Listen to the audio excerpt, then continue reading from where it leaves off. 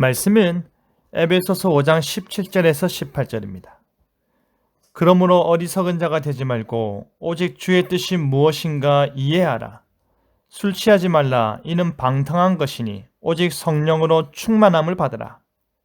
사도 바울은 에베소 교회에 하나님의 주권적 선택과 그리스도의 은혜로운 속죄와 성령의 구원으로의 인도하심을 매우 논리적으로 설명하였습니다.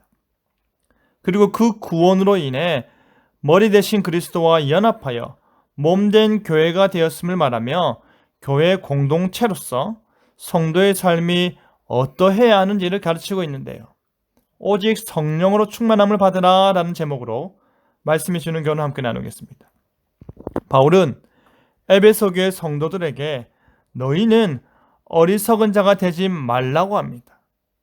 여기서 어리석은 자는 지혜가 없거나 부족한 자를 말하는 것입니다. 그것은 마치 지각 없이 행동하는 것이라는 말입니다. 그와 같이 어리석기보다는 주의 뜻을 이해하는 자가 되라는 것입니다. 보다 적극적으로 주의 뜻을 아는 일에 힘써서 지혜 있는 자가 되라는 것입니다. 주의 뜻을 알고자 노력하는 것이 바로 어리석은 자가 되지 않는 최소한의 노력임을 전제로 말하는 것입니다. 보다 능동적이고 보다 적극적으로 주의 뜻이 무엇인지 분별하고 그 뜻을 아는 일에 힘써야 하는 것입니다. 그 뜻을 알지 못하고서는 하나님께서 우리에게 원하시는 이 세상에서의 삶을 제대로 살아내지 못할 것입니다.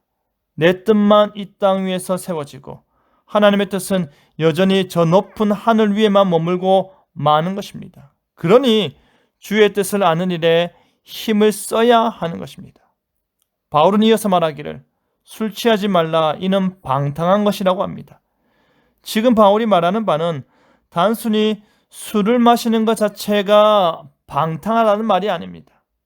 예수님께서도 가나 혼인잔치 때 기적을 베풀사 포도주를 제공하셨고 최후의 만찬 때 포도주를 마시고 나눠주시며 새 언약을 세우셨기 때문입니다.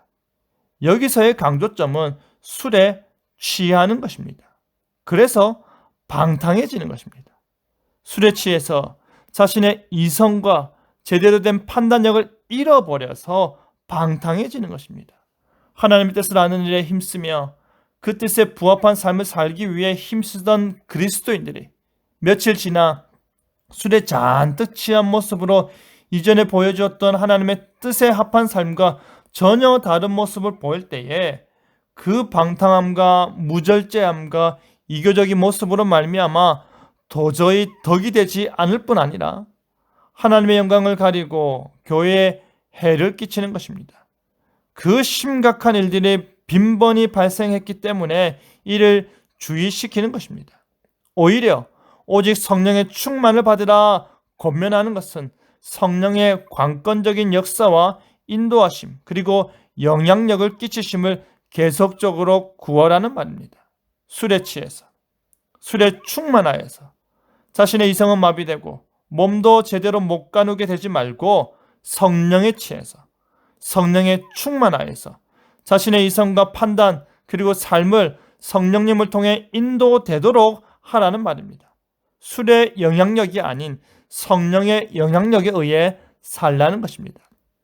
술을 마시고 또 마시고 또 마심으로 인해 술이 점점 내 몸을 주관하여 방탕하지 말고 성령이 점점 내 생각과 몸을 주관하여 하나님의 뜻을 더욱더 철저하게 지켜낼 수 있도록 충만함을 사모하라는 것입니다. 그것이 진정한 그리스도인이 추구해야 할 삶이라는 것입니다. 이 말은 당시 에베소 교회 성도들이 들을 때에 너무나도 일상적인 문제를 꼬집어 말하는 것입니다. 사랑하는 성도 여러분, 사도 바울은 어리석은 자와 주의 뜻을 아는 지혜 있는 자를 비교합니다. 술 취함과 성령 충만을 비교합니다.